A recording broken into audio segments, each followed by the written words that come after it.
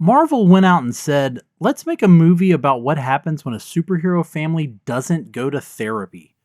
On this episode of Moving Panels, we discuss Shang-Chi and the Legend of the Ten Rings. Welcome to Moving Panels, ignite the mic. From Gotham's alleys to galaxy's far, we dive in deep, we set the bar. Debates and takes, we bring the heat. Pull up a chair, join a seat. Moving Panels, where fandom takes flight. We review, discuss, and shed the light. Heroes, villains, every epic night. This is your show, your fandom's might. Welcome to Moving Panels, the podcast where we discuss movies and TV shows that are based on, inspired by, and adapted from the world of comic books. I'm your host, Laramy Wells, and today I am joined by someone who would go to war over some onion rings. Please welcome Nicholas Pepin. I do love a good onion ring. I mean, who doesn't? Do you like, let me ask you, we're going to go off on a really wild tangent here. Do you prefer to have the whole onion, or do you like the ones that they put the minced onion inside of them? The whole onion. The whole, yeah. I agree. My only problem is, and this will pull back the curtain for some people, I have an underbite. And so I have a hard time like biting through things. So typically when it's a whole onion, I have that where I just pull the onion completely out of the breading. Yeah. But it is what it is. That's my life. So, all right. All right, but enough about me. Let's get into talking about the movie. We are talking about Shang-Chi and the Legend of the Ten Rings, which was released September 3rd of 2021 and directed by Destin Daniel Cretton, who previously worked on the movie Short Term 12 and Just Mercy. So a very drastic difference from some of his previous movies to go to a action comic book martial art type film. The screenplay was written by both Cretton and David Callahan, Callahan, who had previously worked on Spider-Man Across the Spider-Verse, yay him, and Wonder Woman 1984. How does the same guy write both of those movies? Oh, betting 500 still gets you the Hall of Fame, so... Yeah, well, I mean, then now he's got this one, so he's got another one in the positive column. So when did you see Shang-Chi? Theaters. You saw it in theater? Very nice. I don't know if it was opening weekend, but it was definitely pretty close. I'm pretty sure I didn't see this one in theaters. I think it wasn't until this one was out on Blu-ray that I finally got around to seeing. Not that I didn't want to. I was very excited about this because this was, after Endgame. This was kind of, all right, we've got a new group of comic book characters we're going to be introduced to and starting a new phase and new everything. And so here we are with one of the lesser known characters. I know back when this movie was released, Chad and I actually did a one shot to explain like who is Shang-Chi from the comics. Because did you know of the character before the movie? Okay. But as a comic reader, like I read like a lot of was it Shadowland when he was he part of that series? When that I'm not sure of. There was a big the big Daredevil series that they ran. I think he was part of that, like fighting the Hand. I know they put him in not Agents of Atlas, but like I know he had some stuff with I don't know if he had a solo title for a long time, but I know he was in a lot of other stuff. And then when I lived in Virginia, my mom had an old lady at the church who had a bunch of comic books, and since I had read comic books, they asked me to sell them for them.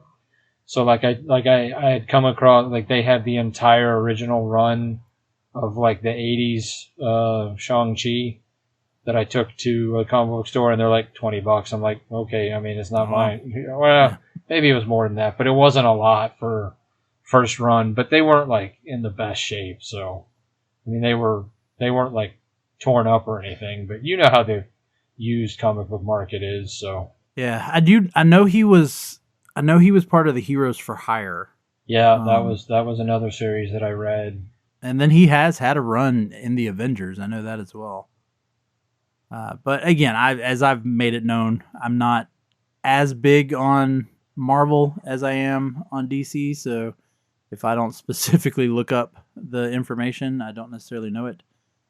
But yeah, I was familiar with this character because back in the early 2000s, when Avi Arad was pretty much making all the movies, I remember going on to IMDb and there was just this list of the other movies he had planned.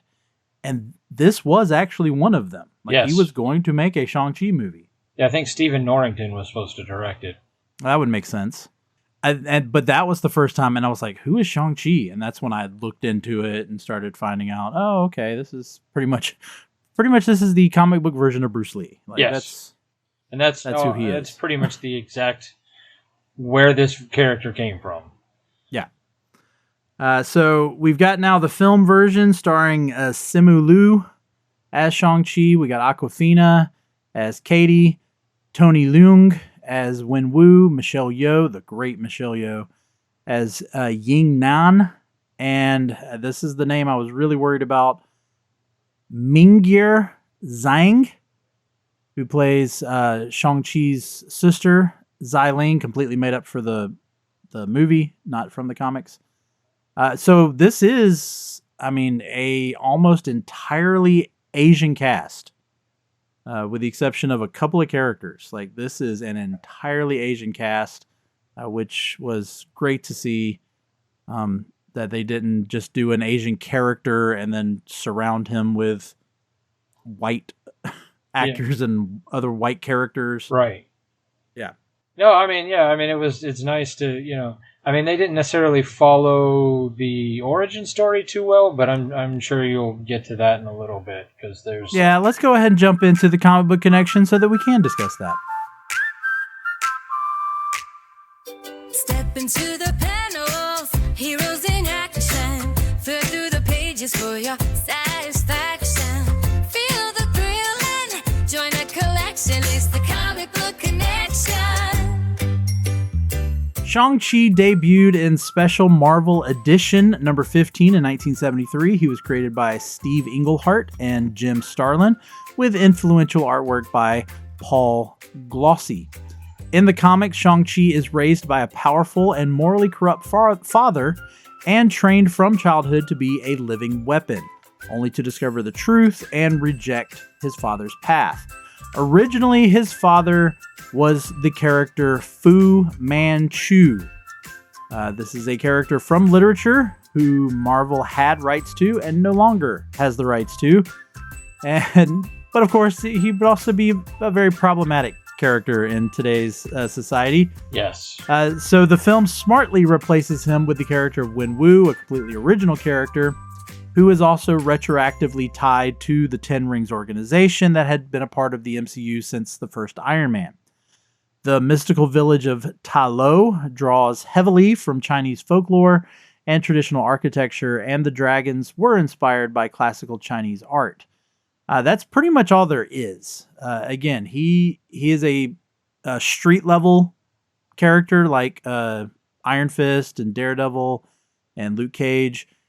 In the comics, he doesn't really have any powers, but yeah, I have gone back and read some of the first comics, and yeah, his father is Fu Manchu, who is a very problematic character in and I guess you would say today's society, and it is very good that they did not even try to create him in any way, shape, or form. And they kind of also solved a problem that they had kind of created for themselves with the whole Mandarin thing. Yes, I absolutely love that this movie just says, you know what, let's go ahead and put it out there, because Iron Man 3 completely ruined that character. Such a great character in the comics. And I love, though, they don't ignore it. Right. Like, they don't ignore that they did it. They embraced it, and then they just said, all right, let's fix it. Yep. So they still allow themselves to have the character of the Mandarin. They just were like, he's actually been known as this other character for the whole, he goes by a lot of names, Yeah, but I love the joke where he says, and they decide to call him the Mandarin. It's named after a Chinese restaurant dish. Like, I thought I was an orange. yeah, yeah. And then to actually, because to me, it was just a stroke of genius to then bring Trevor Slattery into this movie. Yep. Instead of doing anything like a retcon or just acting like it just never happened, to actually bring Trevor into this, make him a punchline, but also make him a bridge between the version he was in Iron Man 3 into this. I love that they acknowledged the mistake, or I guess it's not a mistake. They intentionally wrote it in, but acknowledged the trouble that they had with the way they handled the Mandarin. And let the audience be in on the joke. Let them, laugh about it, and then let's move forward. And because we've even gotten Trevor in a couple of other MCU properties since. So because I know he had the one shot where they broke him out of jail. Yeah, and I don't remember. And wasn't he in She-Hulk? Was it She-Hulk that he was in? He's been in one of the series. He might have been. There was a lot of stuff in She-Hulk, and I did enjoy She-Hulk, but sometimes I don't remember all of the cameos. But I wanted to say wait, isn't he in the trailers for Wonder Man? I think he's going to be in Wonder Man. Oh, maybe. I've only kind of watched the trailer because I don't watch the trailers for Marvel stuff because it's like I'm gonna watch it anyway. I don't need to watch the trailer.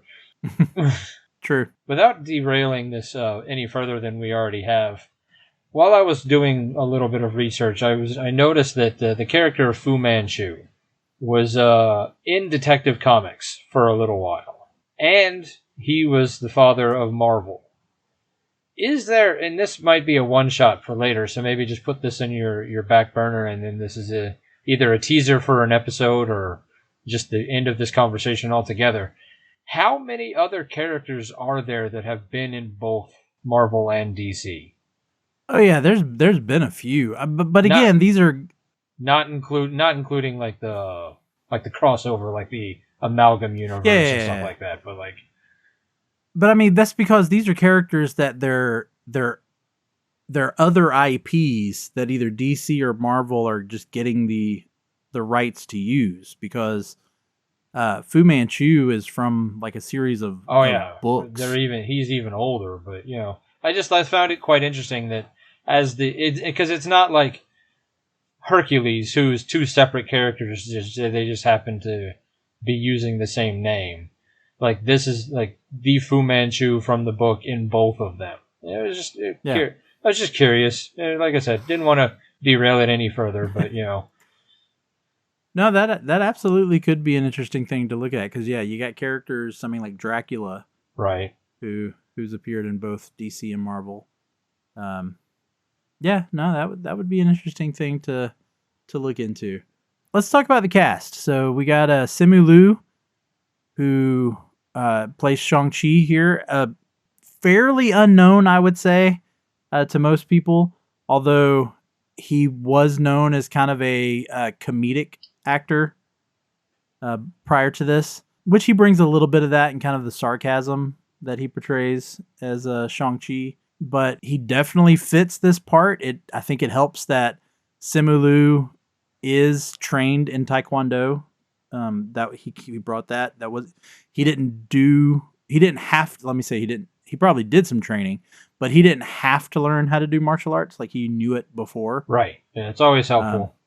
Yes. So what did you think about them introducing Simu Liu here as Shang-Chi and kind of being, in essence, kind of being one of the first new MCU characters that they're introducing in this new phase? I was totally on board with it. I never watched that one show that he was known for, and I'm not even sure I knew he was known for that show until after. I was like, oh, this is a guy. Like, like, to me, like, you're right, he was a relative unknown. Like, I don't remember if I knew anything or had seen anything with him in it before this. Now, since then, like, I've seen a bunch of stuff that he's been in. Yeah.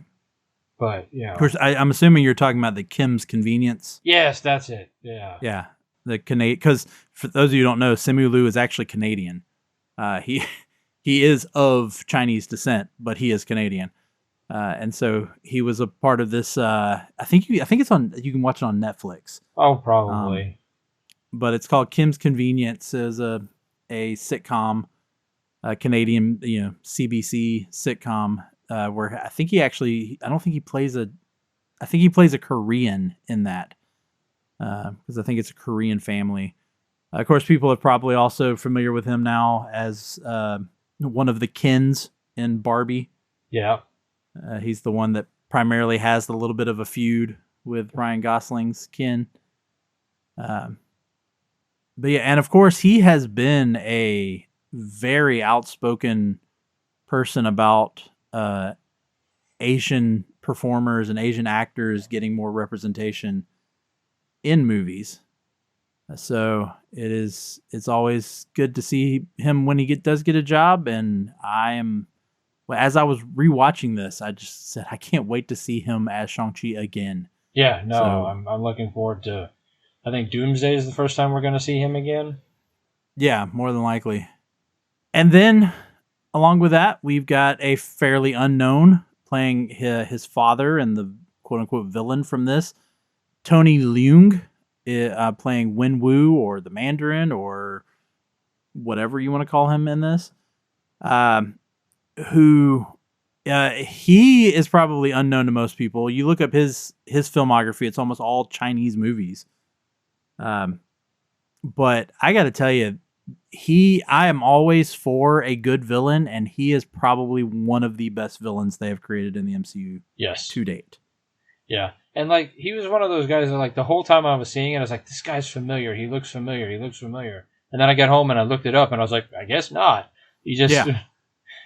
No, it's funny as we were watching it. As I was watching it to prepare for this, my daughter Ruby was watching with me, and she was like, I recognize him. And I was like, I don't think you do.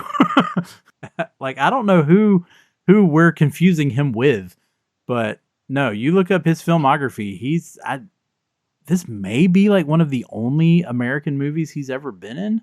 I didn't really look in great detail if that was the case, but nah, it's pretty much just straight, Chinese films, Hong Kong films as you just go through.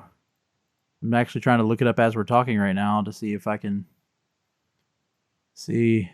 Yeah, I don't recognize really many of these titles. So yeah, I don't know. But again, great villain. He's probably one of the most layered villains we've had probably since Magneto in a Marvel movie. yeah. Yeah, I like that he is terrifying as a villain, but then they give him a little bit of heart. They give him obviously some charisma. Yeah, there's just a lot to it that he makes him a good villain. And I did find out that he did train for months in the world of martial arts, and so that he could perform a lot of his own stunts to give that authenticity to the character. So I always appreciate that. But do you, with his character, here's a question I want to ask. Is he evil for the sake of evil? Do you think he was just, do you think the rings more, he was, I don't know what word I'm looking for here, but more like he was addicted to the power of the rings? Or do you think there is a redeemable quality to him? I guess here's to simplify my question. Was he a bad father? No. And yes. Mm-hmm.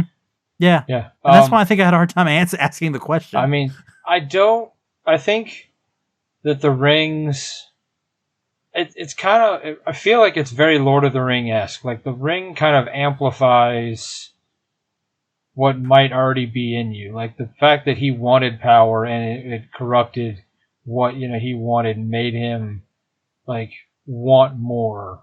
The rings just amplified that.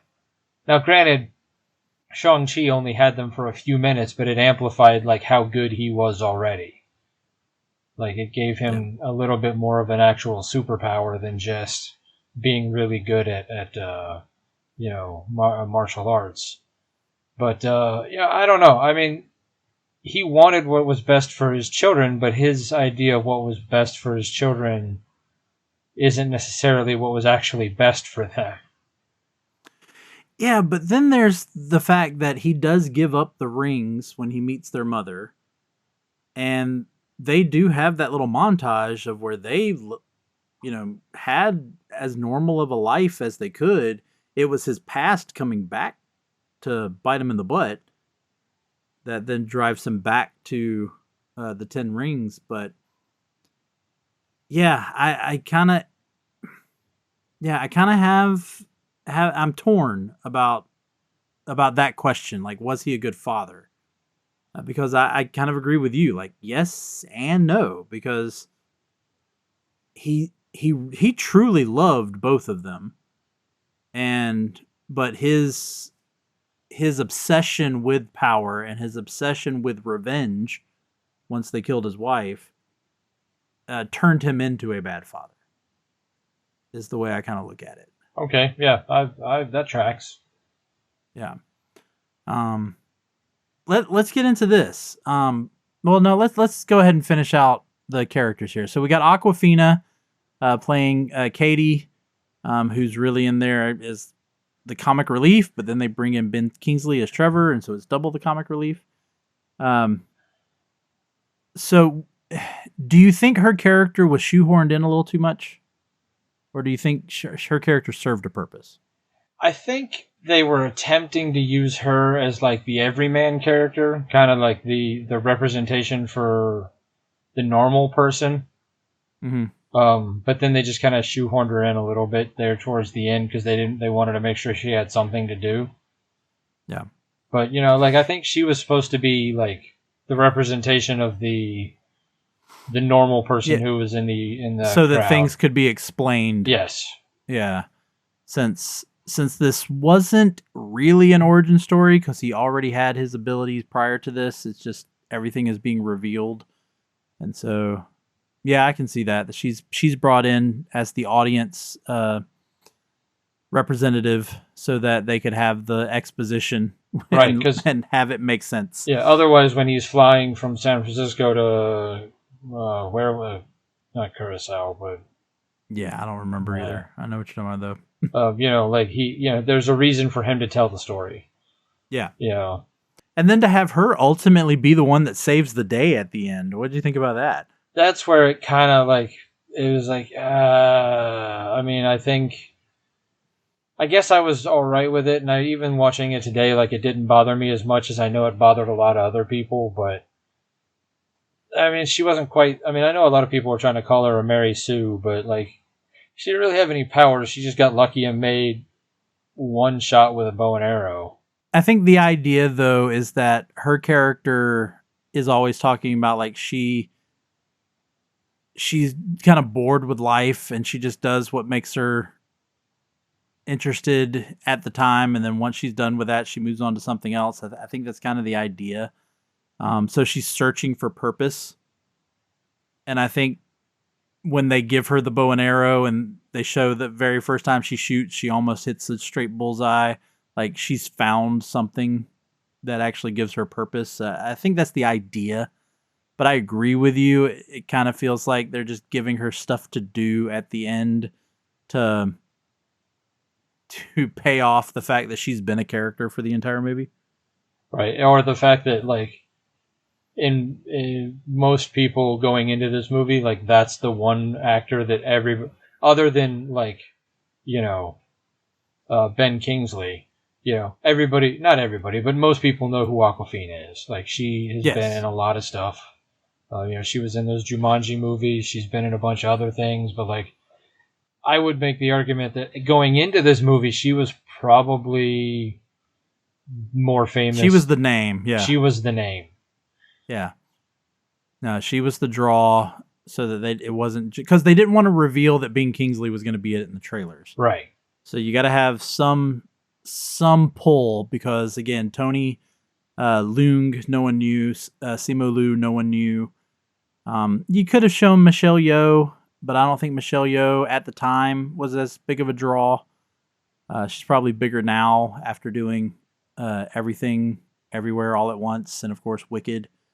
But unless you were big into martial arts movies, I mean, yes, she was in Crouching Tiger, Hidden Dragon, but unless you were kind of big into martial arts movies, you probably didn't really Well, know who Michelle Yeoh was. She had that big run there right around Crouching Tiger, Hidden Dragon, because she was also in one of the James Bond movies, and True. She was in a bunch, and then she kind of dipped back down, and then now she's back, at a high point again. But yeah. And then what did you think of? I'm going to butcher her name, but Mingyur Zhang, who played Xia Li, the sister. Again, completely made up character, because Shang-Chi does not have a sibling, to my knowledge, in the comics.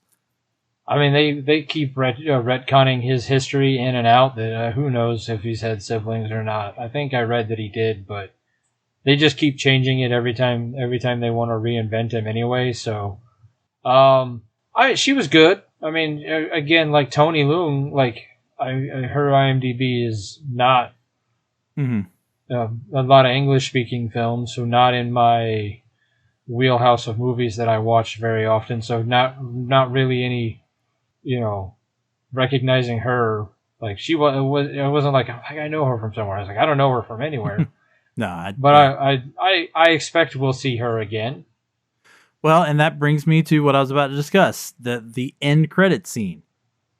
So there is both a mid-credit scene and an end credit scene. The mid-credit scene is showing that there's some sort of message or beacon being sent out from the Ten Rings. We get an appearance from Wong and Captain Marvel and Bruce Banner. And then we move on from that. We'll get back to that, though. But right now we're talking about, then at the end of the credits, we find out that Xia Ling is now taking over as the head of the Ten Rings organization. And that's what it says. It says the Ten Rings will return. They haven't, because this was also when Marvel started getting into setting things up that they never paid off. Well, I think it's not. I think it's more as of right now, things haven't paid off yet. I'm beginning to believe with what they've done the last couple of movies, we're never going to get the payoff what happened in the Eternals. But yeah. I think we're going to get... I think at some point they are... I mean, because everything I keep reading says they really want to do the sequel to this movie. I think they realized that pumping out 4 or 5 movies a year was too much. So they want to drop it back down to 2 or 3. Which I'm not against. Well, yeah, no, I'm not against either, because, I mean, when they were pumping out that many, you weren't necessarily getting a lot of good ones. You were getting a lot of average ones. So what do you then think, if this is leading to a sequel, or if it's coming in one of the Avenger movies, what do you think this beacon is supposed to be? I mean, I think they left it intentionally vague so that they could use it however they wanted to. I think they could have been like, this is what, I mean, it's not going to be now, but they could have been like, it was a signal to Kang, but now they can say it was a signal to Doom. See that? Okay, I can see what you're saying about making it to Kang. Doom, I think I'd have a problem with, because the whole scene is about when they said, "How long did your father have these?" And they said, "Well, for about 1,000 years." And then Bruce says, "Well, they're much older than that." They can't say that Doom's been around. No, and I don't think it's necessarily going to be a signal to Doom himself, so much as a signal to maybe whatever was going on in that universe, the alternate dimension or whatever, something that Doom himself has found and is able to use. Like, they might, I mean, it might be the thing that brings the Beyonder and starts Secret War. Oh, now that's a thought. Yeah, that's a thought. They left it, I think, right, smartly so, left it vague enough that they can change it to mean whatever they need it to mean. Yeah. Yeah, because Captain Marvel says it's no alien tech I've ever seen. Still doesn't mean it's not alien tech. Right. It's just not alien tech she's ever seen. Right, because that really allows you to play with the the multiverse at that point, because then you can be like, well, yeah, you're right. You've never seen it because it's not from this dimension. It's not from this dimension. What do you think about what did you, since you are familiar with the comics, what were your thoughts of them changing the 10 rings?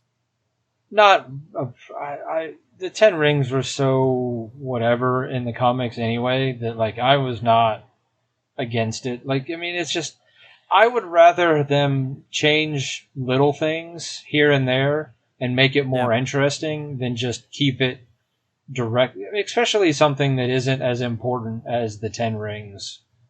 I mean, like, I know, like, a lot of people are upset about the Mandarin because he is such a big character in the comics, even now. But you really, with the history of that character, the history of Fu Manchu, it's hard to bring that into live action without bringing in that baggage.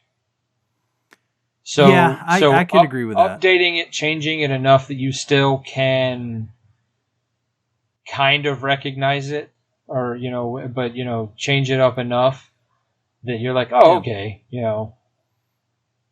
So, well, and I liked that even with, you know, the Trevor Slattery twist that they had in Iron Man 3, that when you're at least introduced to him, he did favor the character from the comics, and he had a whole bunch of rings on. All right, we'll be right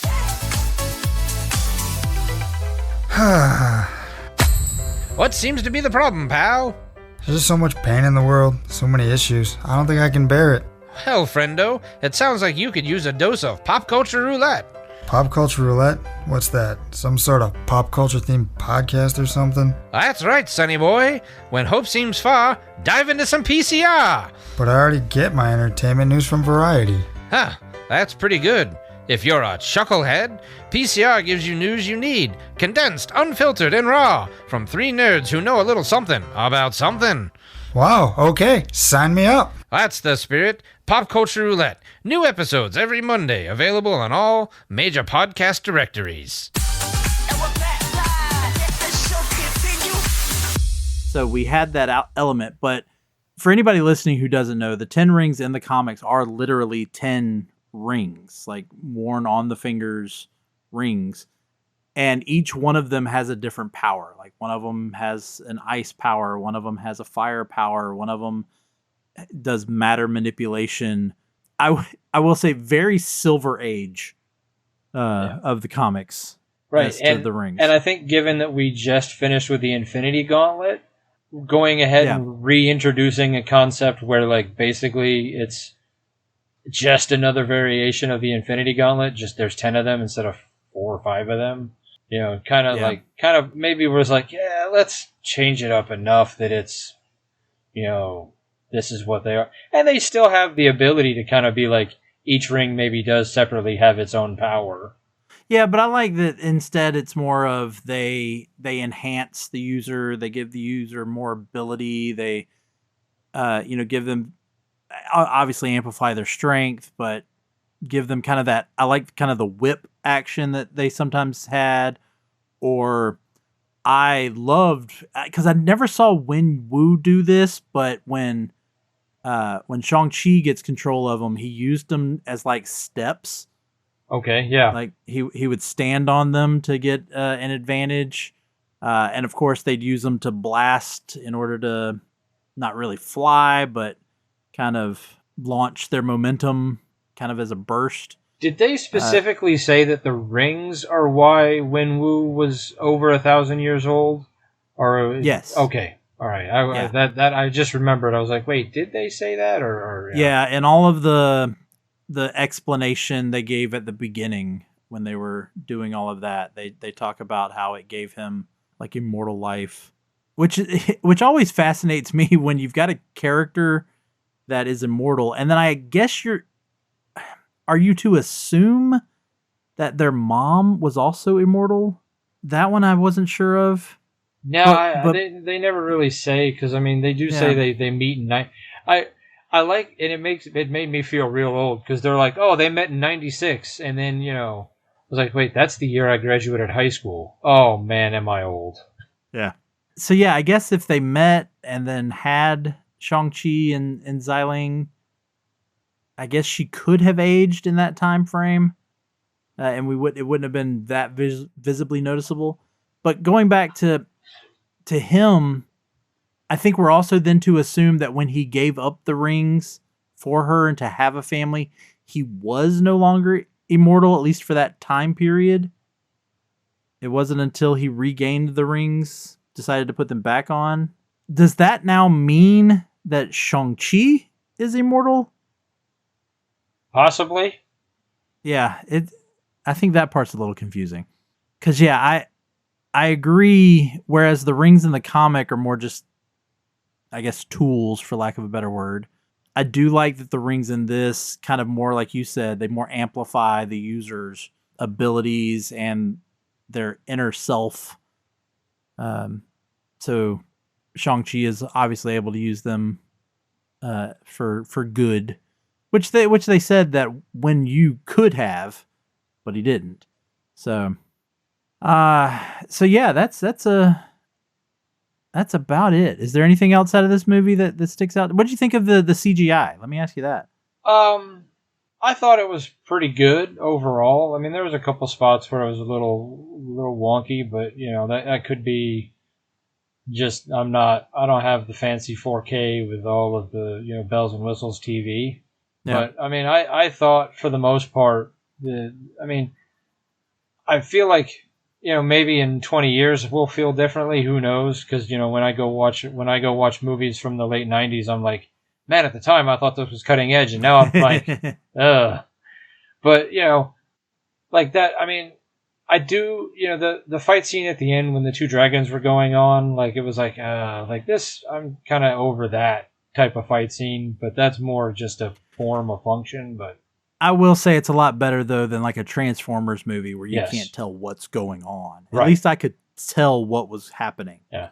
I mean, I will say that bus scene at the beginning was phenomenal. Like, it was just... Man, that's one of the things I loved about this movie is that it really does embrace it being a martial arts movie. I mean, yeah, the bus scene, the scaffolding fight, the questionable building techniques of that country to build the scaffolding on however many skyscraper with bamboo scaffolding, 30 floors up, 50 floors up, however many floors up it was. But even that opening battle between Wenwu and Ying Li, that very just to reference it again, but Crouching Tiger, Hidden Dragon type fight. Like, man, I should have looked into this. Whoever choreographed this movie, the fight choreographer or fight coordinator, it's an amazing movie. And yeah, that bus scene though, that's very reminiscent of like the hallway fight in Daredevil. Yep. But with a moving hallway in this case. Yeah. I think going back to the CGI though, I have yet to see them really pull this off well, and it made me even think about going back to like the Scooby-Doo movies. Was it Maurice? Is that the name of the little creature? Morris. Whenever they touch him, I get that he's furry, but it almost looks like their hands are going through him. I don't know if you kind of picked up on that. No, I wasn't really paying attention to that, but yeah, I mean, I have seen that in other movies. It's just the CGI technology has not gotten to be able to handle human hands in being interacted with. Yeah. Where does this movie rank for you before we get into our final decision? Like, where does this movie rank for you within all of the MCU movies? I'd put it in the upper half. Yeah. Yeah. I mean, it's one that I have independently rewatched a couple of times already. I think I was hanging out with my dad, and we were like just looking for something to watch, and he had never seen it, so I was like, oh, let's just put it on, let's rewatch it. Like, it was pretty good. So like it's not like there's I mean, I have seen, I think, not every MCU proper movie in the theaters. I think that's I don't know if there's no. The Marvels. That's the only one I haven't seen in the theaters, but I have since watched it. Yeah. But every other MCU movie I have gone and seen in the theaters. A lot of them I haven't rewatched yet. One of these days I'm going to sit down and do a marathon. Maybe try to watch them in the order of which they would have been, like the proper watching order instead of the order in which they were released. Like, start with Captain Marvel so chronological order? Yeah, chronological order. Okay. Just for fun. One day when I have free time. You gonna include the series in there or just the movies? Probably just the movies. Yeah. Okay. Yeah. Because I mean, it's easy to knock out like a 2-hour movie or maybe even 2-hour movies in a day. But I mean, some of them longer because even this one's I think 2 hours 12 minutes. Yeah. So, but I could watch one movie a night, and and a month later I'm out on the other end. Where if I start putting in 8-hour, that's adding in a lot of extra time. But I mean, I would say quality wise, it's definitely upper half, maybe upper 3/4. Yeah, because that's where I was going to get to you next. Because there's, as of right now, when we're recording this, there have been 37 movies going from all the way up to Fantastic Four that was just released this past summer. There have been 37 MCU movies. So, do you put this in top 20, top 15, top 10? Top 15 for sure. Yeah. I don't know if I'd go top 10, but I'd have to actually sit down and think about each one and where I'd put it. Well, I'm sure you and the guys at Pop Culture Roulette will cover that at some point. Yeah, I mean, well, now that there's more than enough to do a whole bracket, we could just do an MCU proper bracket, and I have to leave a couple off. But well, then let's get into it. Let's bag it, stack it, or trade it. So we've already talked about how much we like this, so we kind of know where this is roughly going. But let's make it official. So, Nicholas, what say you? I'm gonna bag this one. I think it's something special. I think it's like you said, it's not quite an origin movie, but it does it, and it kind of gives you a quick enough origin to not just bog you down in boring details and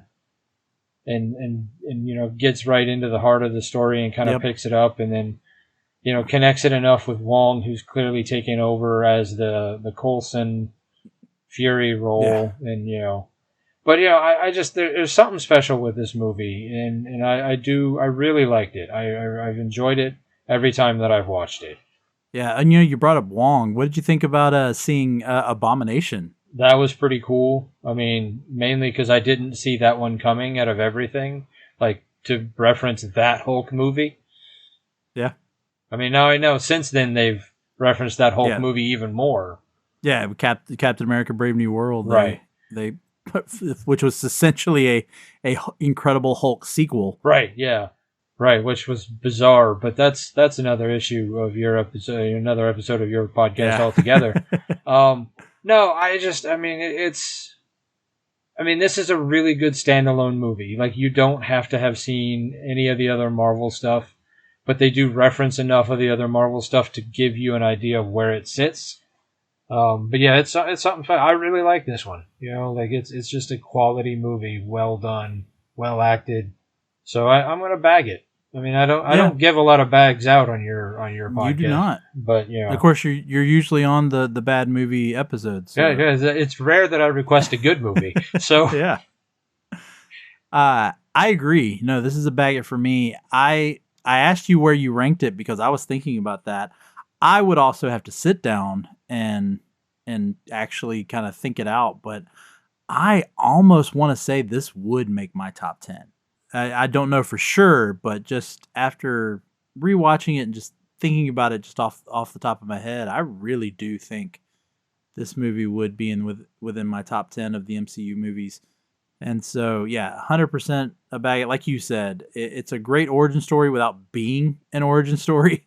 I also love that it is a masterclass on how you fix a problem within your series. Yep. The way they handled the Mandarin. without just completely retconning everything, just going... or pretending it never happened. Right, yeah.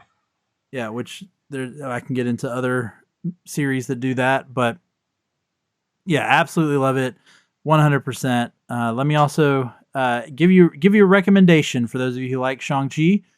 I'd recommend, I'm not going to actually say a Shang-Chi comic, I'm going to say Iron Fist. Iron Fist, The Living Weapon by Ed Brubaker and Matt Fraction explores a lot of the same ideas of training and legacy and going against your destiny. So that would be my recommendation, is going out and reading that. But I also would say, go out and see some Michelle Yeoh stuff. She did a Super Cop 2 back in the 90s. You want to see how amazing that woman is as a martial arts action star.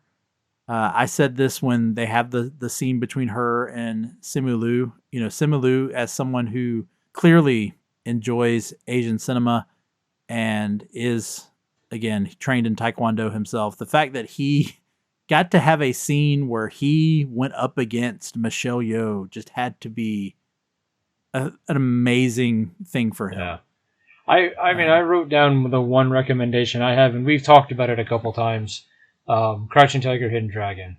Absolutely. Yeah. Because a couple of the fight scenes in particular, like really, the one between Wenwu and his future wife, and then Shang-Chi and whatever Michelle Yeoh's character's name, I forgot her name. But those two fight scenes in particular, but like there was just, I mean, it's a different movie, but it's similar. Like you can see the bones, you can see the inspiration. But that movie is so beautiful. Like it's just so well done. Yeah, and for those of you who are only really familiar with Ang Lee for his American movies, like Brokeback Mountain, and of course the Hulk movie that Nicholas and I have covered in the past. You got to see his actual roots, like what made him such a good movie director, and see Crouching Tiger, Hidden Dragon. But I even throw out, I don't know if you're familiar with this. This is going off on a tangent a little bit, but you brought up Crouching Tiger, Hidden Dragon. There was another movie that came out roughly a year or so after that one called Hero with Jet Li. Yeah.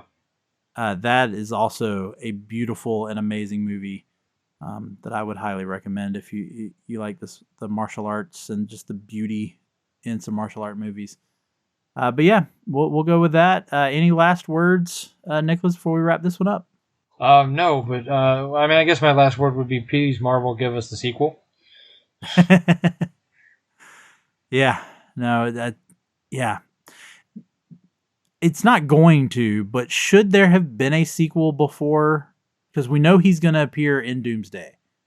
Should there have been a sequel before Doomsday? Maybe. I mean, I would have liked to have seen it, but at the same time, like, this isn't, like, it's I can't say it's par for the course, but I mean, they do sometimes take a while to make sequels. Every so often they'll knock them out a couple years, one right after another, but other times they'll take time.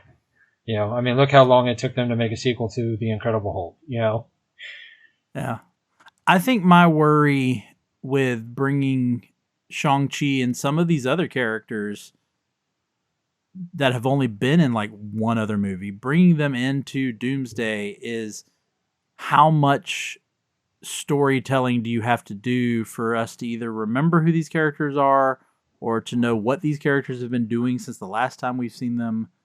Like that's I think where I'm worried, is because again, you're talking about if they put out Doomsday next year in 2026, it's now been 5 years since we saw Shang-Chi, and do we have to have an explanation as to what he's been doing for 5 years?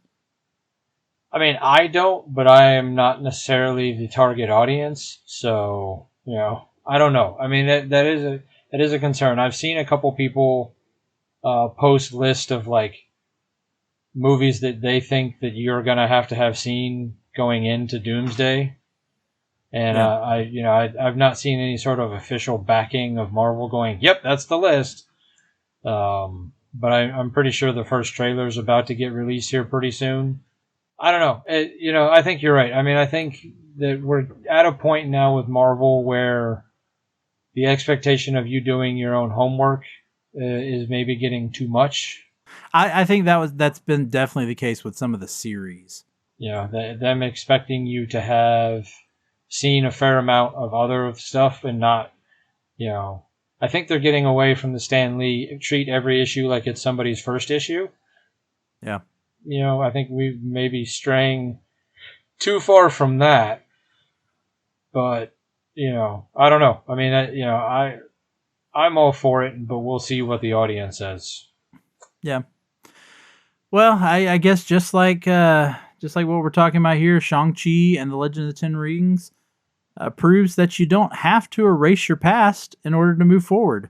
Sometimes you just acknowledge the mistakes, you laugh at it, and you choose to do better.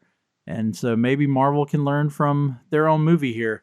But thank you, Nicholas, for joining me on this conversation of Shang-Chi. You're welcome. Thank you for having me. And thanks, everybody, for listening. Rate and review the show.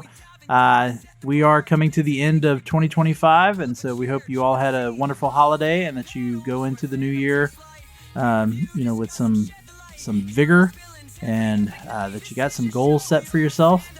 And we hope we'll continue to entertain you as we go into 2026. But for today, for Moving Panels, I'm Laramy Wells, and I'll see you on the other side of the page.